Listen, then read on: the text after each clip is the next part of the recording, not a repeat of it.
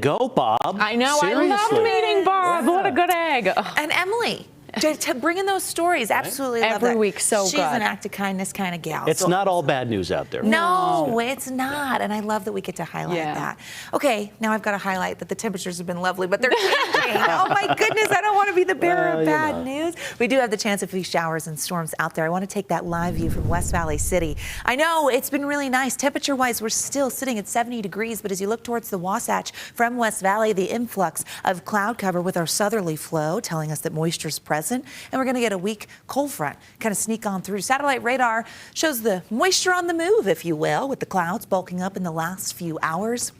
And we could provide that lift, a few showers embedded towards the northwestern corner of the state. Right now, the forewarn radar showing you echoes of moisture into Willa County towards Draper over near Evanston, and then in the West Desert. We're going to watch as that continues to track northeast as we get through tonight. Yeah, the chance of a shower is out there with all that moisture potential and possibly a thunderstorm. That would be very high based. Maybe you'll see it if you look across the valley, but we could get some gusty winds. Let's talk about moisture for a moment. You know, April is typically one of our wettest months. No, it is the wettest month when we usually get over 2 inches of precipitation. Not this April. Thus far, we've struggled to get to half an inch. I know the month isn't done, but we're rounding it out and we haven't seen a tremendous amount of moisture. Our March did well. We performed above average there. So soggy conditions. We have to wait on May. So hopefully it all balances out. January is our fourth and we were below average this year for our January precipitation. So let's see if April can kind of deliver a little more. Live view from our Colonial Flag Tower camera.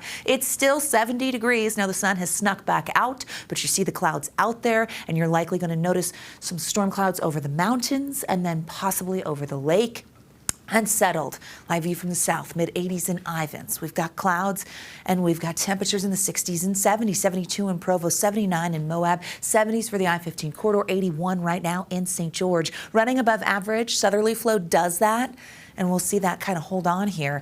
Turning into the 60s over the next couple of hours. Now the model sort of likes the idea of some showers now through about 9 p.m. Mostly cloudy skies by ABC4 News at 10. Temperatures in the upper 50s. Fairly mild. So the front comes through and we have lingering moisture into our Thursday, and so northern and central Utah have the potential of seeing some additional storms and showers for tomorrow. Let's walk through that on Futurecast so you can have a good idea. I always like to forewarn you. By this evening, we watch as that moisture kind of targets Cache Valley because we know those storms are pushing with our southwest flow to the northeast. But look, a line through Salt Lake County into Tooele County, so don't be surprised if you hear a clap of thunder. Into tomorrow, there's that lingering moisture, and we see a few storms bubbling up. That's with the help of the heat of the day. Vernal, the basin, we'll also see some storm activity, so will Castle Country, Duchesne. As we head into Friday, you see a lot of red lines on this map. That's our southerly flow. It's going to increase just a little bit more, so we're looking at warm and windy conditions to close out the work week, and we hold on to the warmth and the wind into Saturday. I'm going to show you why here in just a moment. As we look at wet weather potential, it drops a little bit Friday and Saturday with the winds picking up, but then it returns with isolated to scattered showers expected for the latter half of your work week and possibly into next week for northern Utah. Big picture kind of walks us through why.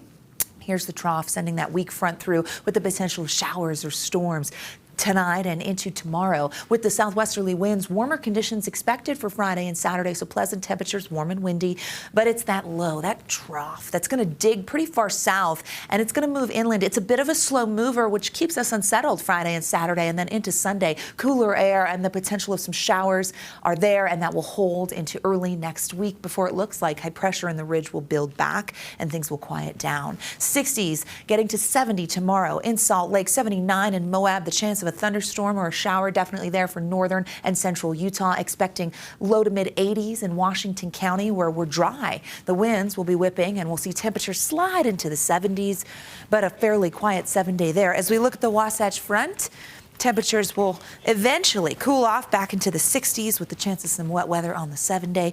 Tomorrow, though, I see the skies tonight and then again into tomorrow before the winds really take over Friday.